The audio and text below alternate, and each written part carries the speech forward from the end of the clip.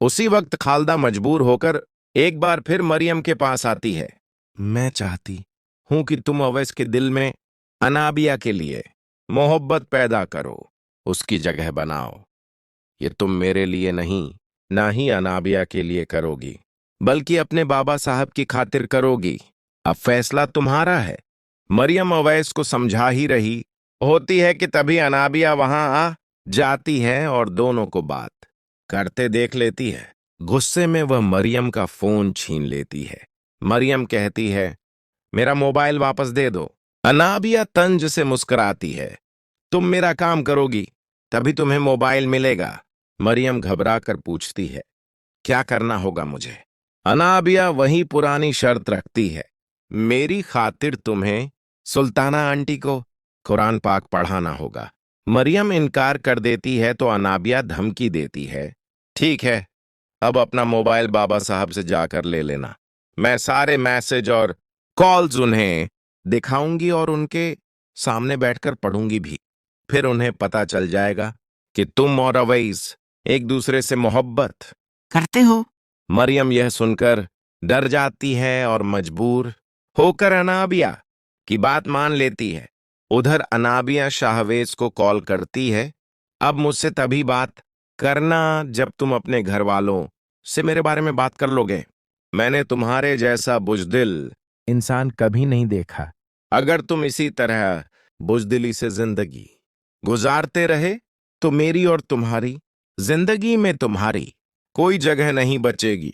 अगले दिन अनाबिया बिना सोचे समझे फिर शाहवेज के कमरे में चली जाती है।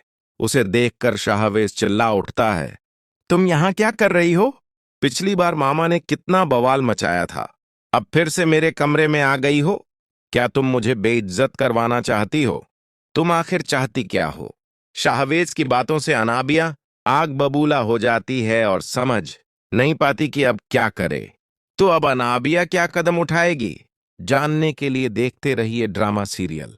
सादिया कुछ लम्हे वहीं खड़ी रहती है, फिर आगे बढ़कर कांपती आवाज में कहती है, ये क्या हो रहा है? तुमने मेरी बेटी के साथ यह सब क्यों किया?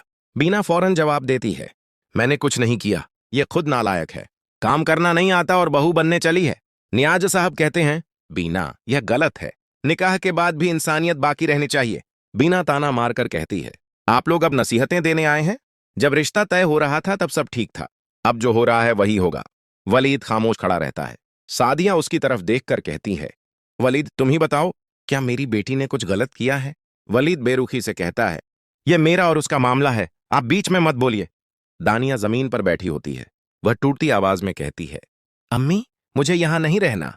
बीना सख्ती से कहती है, अब ये कहीं नहीं जाएगी, अब ये मेरे घर की बहू है। सादिया कहती है, मैं अपनी बेटी को इस हाल में नहीं छोड़ सकती। बीना तुनक कर जवाब देती है, तो ले जाओ, मगर याद रखना फिर रिश्ता हमेशा के लिए खत्म हो जाएगा। नियाज साहब कहते हैं, हम कोई फैसला जल्दी में नहीं करेंगे। बीना कहती है, फैसला हो चुका है, अब यह बहू है और यहीं रहेगी। सादिया दानिया के करीब आकर कहती है, बेटा हौसला रखो। दानिया रोते हुए कहती है, अम्मी आपने कहा था सब ठीक हो जाएगा। सादिया कोई जवाब नहीं दे पाती। कुछ देर बाद सादिया और नियाज साहब चले जाते हैं। दानिया वहीं बैठी रहती है। थोड़ी देर बाद बीना फिर किचन में आती है और कहती है, उठो, यहां बैठने का वक्त नहीं है। शाम को वलीद कमरे में आता है। दानिया कहती हैं, आपने अम्मी के सामने भी कुछ नहीं कहा। वलीद ठंडे लहजे में कहता है, मैंने पहले ही कहा था, मुझे इस रिश्ते में दिलचस्पी नहीं। दानिया पूछती है, तो फिर निकाह क्यों किया? वलीद जवाब देता है, यह फैसला मेरा नहीं था। दानिया टूटकर कहती है, सजा मुझे क्यों मिल रही है? वलीद खामोश रहता है। दिन गुजरते जाते हैं। दानिया के लिए हर दिन एक जैसा होता है। कभी कहा जाता है, यह ठीक नहीं किया, कभी तुमसे कुछ नहीं होता। एक दिन दानिया कहती है, मुझे अम्मी से बात करनी है। वलीद सख्ती से कहता है, अब उस घर में रहना है तो सब यहीं छोड़ना होगा। दानिया चुप हो जाती है। एक रात दानिया अकेले बैठकर दुआ करती है, या अल्लाह मुझे सब्र दे और ताकत दे कि मैं इन लोगों का सामना कर सकूं। उसी वक्त वलीद आता है। दानिया उसे देखकर कहती हैं, तुम्हारी माँ और तुम दोनों ने मुझसे मेरी माँ के इंतकाम लेने का फैसला किया है, मगर मैं इतनी आसानी से हार नहीं मानूंगी, मैं अपने सारे बदले लूंगी। वलीद तल्ख मुस्कान के साथ कहता है, मेरी माँ ने चूड़ियां नहीं पहनी हैं, वो तुम्हें सबक जरूर सिखाएगी, और मैंने ये शादी सिर्फ बाबा की खातिर की थी, वरना तुम्हारी जैसी लड़की माँ